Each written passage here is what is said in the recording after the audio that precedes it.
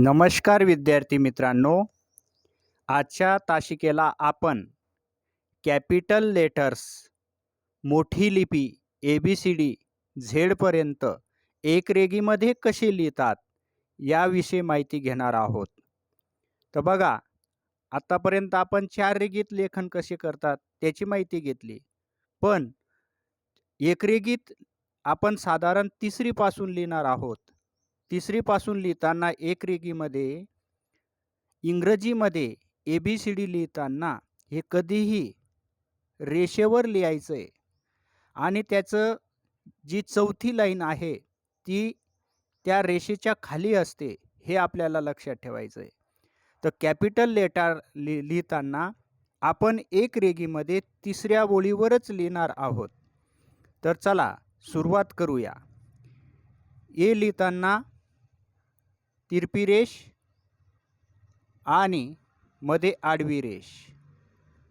बी लिहिताना एक उभी रेष, त्याला जोडले दोन छोटे गोल, हा झाला बी.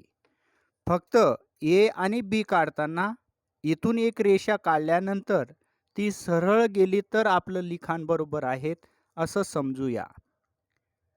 सी लिहिताना बी आणि ए यांच्या उंची इतकाच सी पाहिजे. डी साठी उभी रेष आणि सी कडे तोंड. बघा, आता इथून पट्टीने जर आपण अशी रेषा काढली तर जी वरची एक नंबरची चार रेगीमध्ये रेषा असते ती बरोबर सरळ यायला पाहिजे, म्हणजे आपलं लिखाण बरोबर आहे.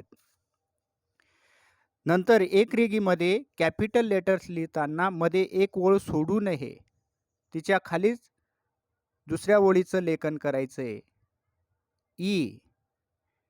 ई सुद्धा एक उभी रेष आणि तीन छोट्या आडव्या रेषा. फक्त लेखन करताना 60% 60 to 40% हा फॉर्म्युला लक्षात ठेवायचा आहे.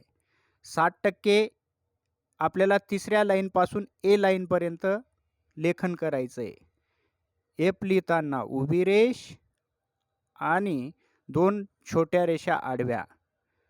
जी काढताना सी सारखाच जी वरच्या तोंडापासून खालच्या टोकापर्यंत एक छोटी उभी रेष, त्याला आडवी रेष. एच साठी दोन उभ्या रेषा आणि मध्ये एक आडवी रेष.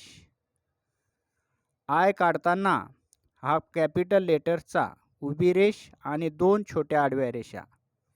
त्यानंतर हे फक्त ज्याला चार रेगीमध्ये लेखन करता येतं त्याच विद्यार्थ्याला जास्तीत जास्त एक रेगीमध्ये चांगल्या रीतीने लिहिता येतं.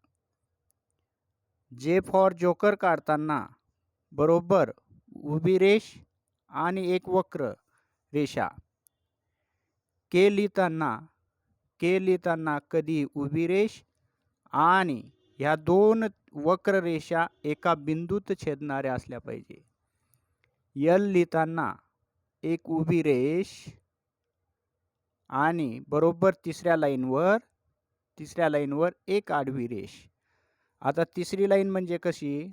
बघा, ही आहे तिसरी, ही चौथी, ही दुसरी आणि ही असते पहिली.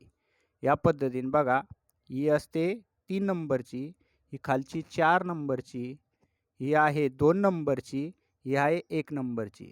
आपण सर्व 1 नंबरच्या रेषेवर आणि 3 नंबरच्या रेषेवर अक्षर बसवतोय. बघा, यम लिहिताना दोन उभ्या रेषा,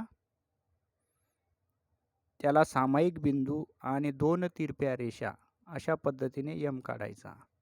दोन उभ्या रेषा, एक तिरपी रेष, हा झाला एन. ओ काढताना हा बरोबर गोलच काढला गेला पाहिजे. पी काढताना उभी रेष आणि एक अर्धा गोल. क्यू काढताना बरोबर सुरुवातीला ओ काढायचा आणि जी तिरपी रेष वक्र रेषा आहे ती बरोबर तिसऱ्या लाईनवर, म्हणजेच एक रेगीवर बरोबर बसली पाहिजे. आर काढताना सुरुवातीला आपण पी काढतो आणि एक तिरपी रेष. यस काढताना बरोबर 1 नंबरची लाईन आणि 3 नंबरची लाईन यांना छेदणारा बरोबर तो बिंदू असला पाहिजे. टायगराचा टी एक आडवी रेष, त्याला उभी रेष. यू काढताना बरोबर जे सुरुवातीचं टोक आणि शेवटचं टोक बरोबर 1 नंबरच्या रेषेला जुळलं पाहिजे. व्ही, 2 तिरप्या रेषा एकाच बिंदूत समाविष्ट. डब्ल्यू काढताना कधीही तिन्ही तिरप्या रेषा बरोबर बघा, हे टोक, हे टोक, हे टोक एकाच सरळ रेषेत छेदले पाहिजे. एक्स, 2 तिरप्या रेषा मिळून एक्स तयार झाला.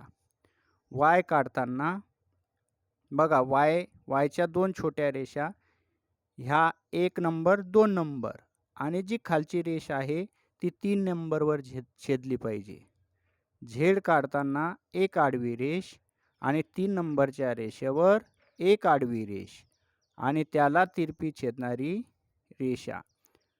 अशा पद्धतीने आपण येथे झेड एक रेघीत कसं लेखन करतात त्याची माहिती आपण समजून घेतली. आता येथे झेड हे सरळ एका रेषेत बघा या पद्धतीने लिहिलं जाईल. 2 अक्षरांमध्ये सारखं अंतर पाहिजे.